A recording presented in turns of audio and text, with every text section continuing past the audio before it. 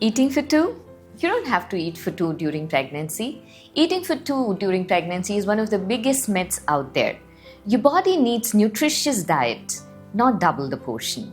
Your focus should be on balanced meal, including whole grains, proteins, iron, fruits, and vegetables. In fact, overeating can lead to problems like diabetes. Follow for more pregnancy tips because your health matters as much as your baby's.